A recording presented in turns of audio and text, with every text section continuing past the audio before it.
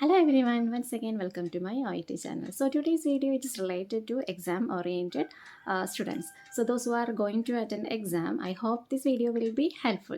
So first I will start with the writing. So when you are going to write the letter, just keep three things in your mind. So I want to tell you four things. The first three things are related to present medical paragraph. So there are some different types of questions in this 2022, and this is going to be a twisting questions. So almost you will get some confusion somewhere when you are writing the present medical paragraph. One question, it is related to multiple cases.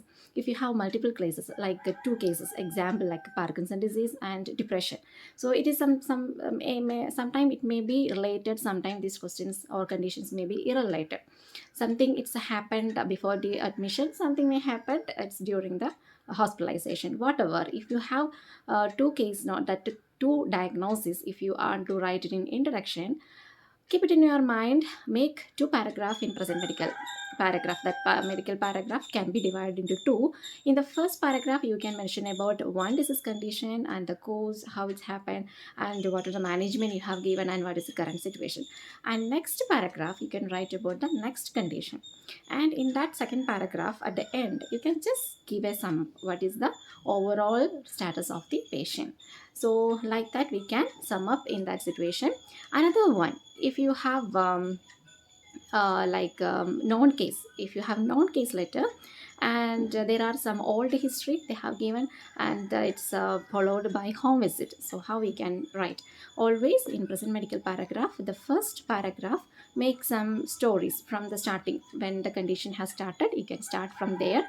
Then you can come to the second paragraph. In the second paragraph you can just start with the home visit. So what you have to do in the end of the the first present medical paragraph, you have to mention why this home visit has been arranged, and in the next paragraph you can write all related to home visits. At the end of that paragraph you can write what is the current status and why you are requesting the letter. It is like a simple sum up.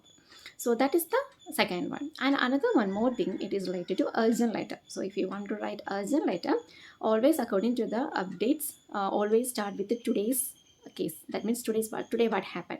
So when you are writing today what happened, mostly it will be home visit. So you can just start with how the home visit, or for what the home visit has initiated under your nursing service. Then you can tell, that is only one sentence. Then you can continue with today's incident, what are the things it's happened. Then at next paragraph you can just start with the old history. If there is like old history means, start with initially. Okay, initially these are all the things happened, and at the end of this paragraph you can just come to home visit.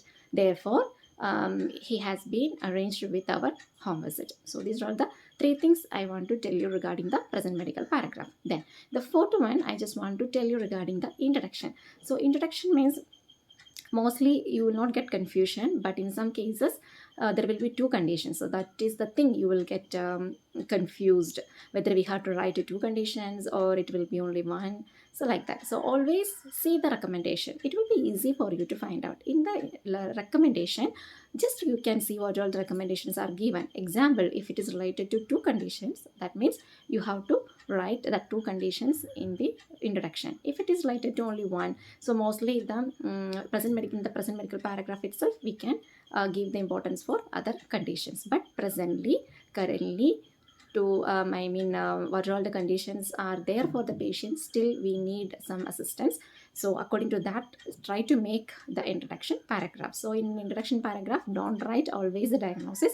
Sometimes diagnosis they will give and the surgery also. So no need to write the diagnosis. There you have to write the patient is recovering or recuperating from that surgical procedure. So always keep it in your mind.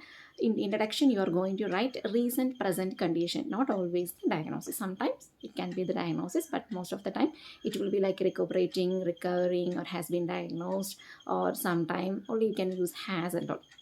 And sometimes you may get confusion whether you have to use has been or you have to use was diagnosed. Has been diagnosed means for the recent recently if it is diagnosed, you can write has been diagnosed with.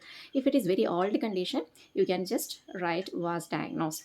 And then one more thing I want to explain you, that is important point in present medical paragraph. Example, there is one condition, but it is like exacerbated condition or worsening, but this condition is already there for many years and patient is on medication or treatment.